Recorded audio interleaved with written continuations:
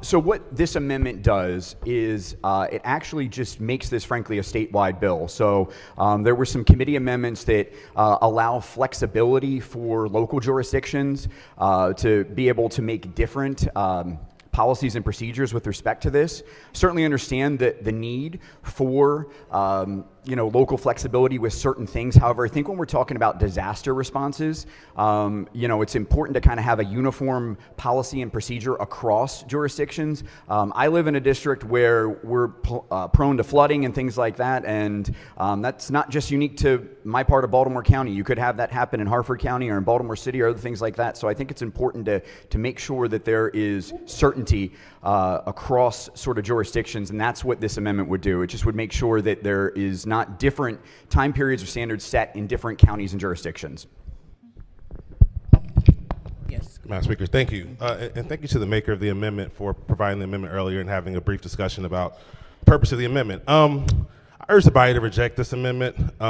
Ultimately, first of all, this bill was heavily amended in our committee to make sure that we took into account what local jurisdictions need.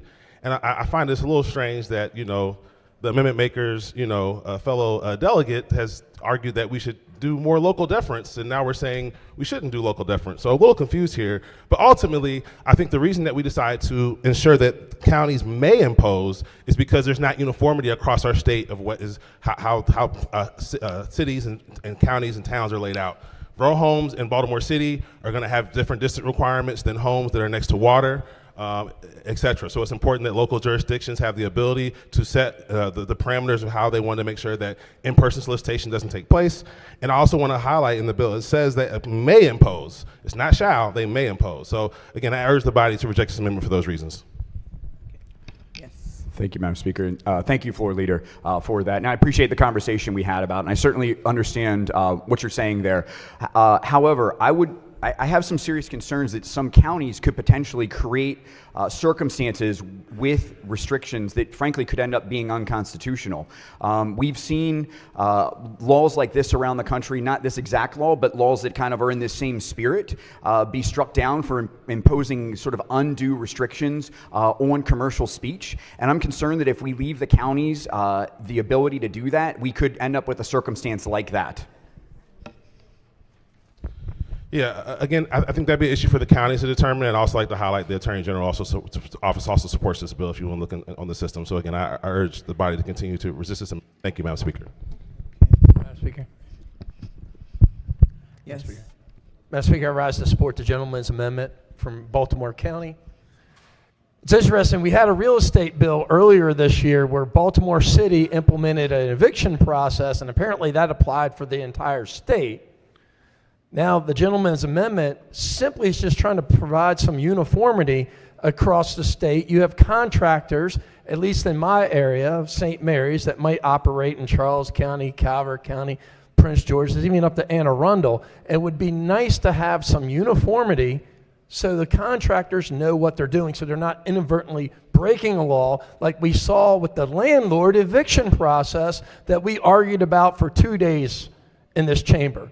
The gentleman's amendment is very reasonable, very reasonable. I want to ask the colleagues to just show some diversity of thought and vote green on this amendment. Thank you, Madam Speaker.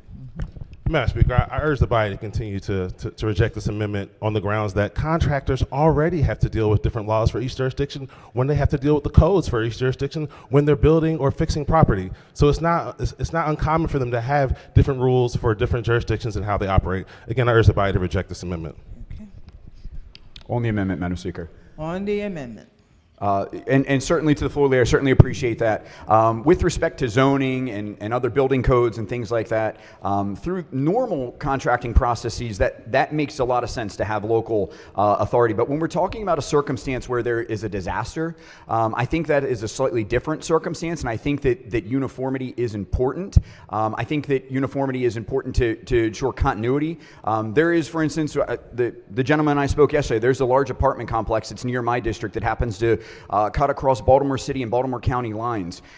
If there were ever a disaster in that complex, it's theoretically possible with this language here that contractors could be operating off of two different standards in the same apartment complex. So for those reasons, I think it's important to have uniformity with respect to these kinds of things, and I would press the amendment, Madam Speaker.